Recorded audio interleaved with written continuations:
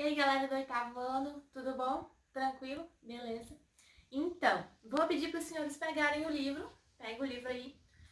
Já havia começado a explicação desse conteúdo. Algumas turmas estavam um pouquinho avançadas, mas estava todo mundo no mesmo conteúdo sobre a Revolução Inglesa. Então, vamos relembrar aí o que é Revolução Inglesa. Quando eu falo revolução, a gente já sabe que revolução é o quê? Transformação, mudança, tá? Lembrando que é o capítulo 3, tá bom, galera? Então, mudança dentro da Inglaterra. Entendemos que o poder absoluto é o poder concentrado na mão de uma única pessoa, certo? Século XVII, que é o século que nós estamos falando aqui, que é essa transformação da Revolução, né, inglesa, a gente vai partir de uma transformação total, principalmente questão política. Porque o que isso significa?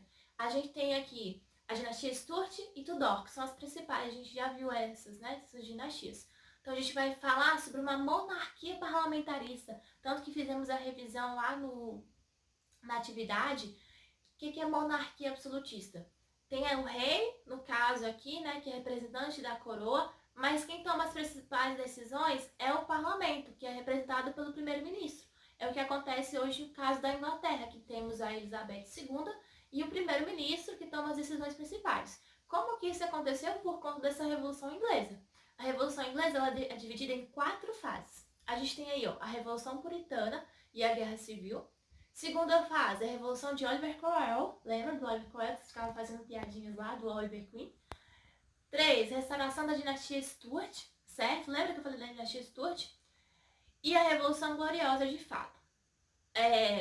Tanto a Revolução Puritana quanto a Revolução Gloriosa, elas vão querer desconcentrar o poder do monarca, tá?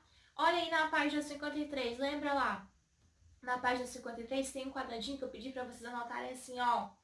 Oposição, tá vendo? Porque nós vamos ter aqui dentro da Revolução Puritana opositores dentro da sociedade daquela época.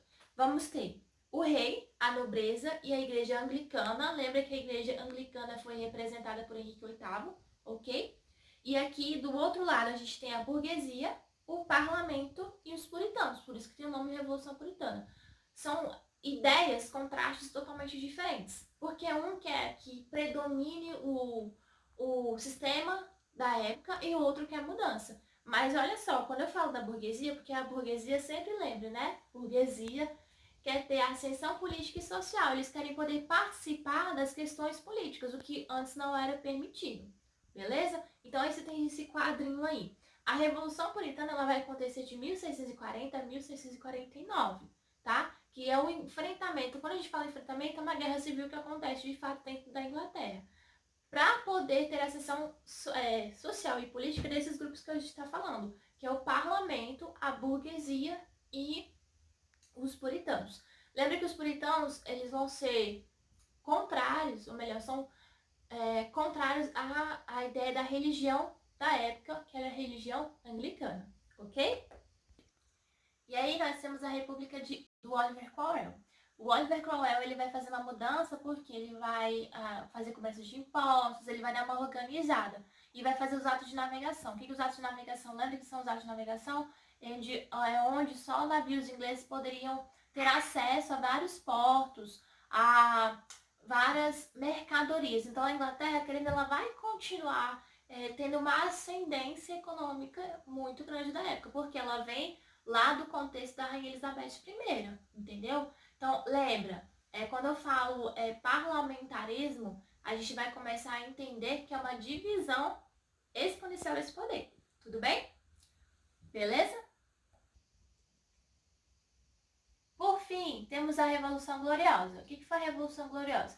Basicamente, nós vamos ter a tirada aqui do reinado em si e a instituição da Declaração Bill of Rights. O que é a Declaração Bill of Rights? É quando ela vai limitar o poder do rei, certo? Quando ela limita o poder do rei, a gente tem a instauração, de fato, da monarquia parlamentarista, tá? Essa declaração é vigente até hoje. Lembra que eu pedi uma pesquisa para vocês dos gastos que a coroa, por exemplo, britânica faz atualmente em pleno século XXI? Então, a gente tem gastos exorbitantes. Por que talvez não há uma mudança em relação ao sistema político?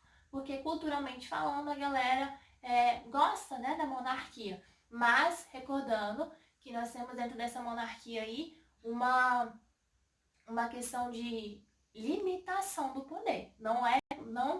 O rei ou a rainha não pode se dar o direito de tomar as decisões relacionadas exclusivamente a ele, tá? Revolução Gloriosa e Revolução Puritana dentro da Revolução Inglesa são fatos isolados.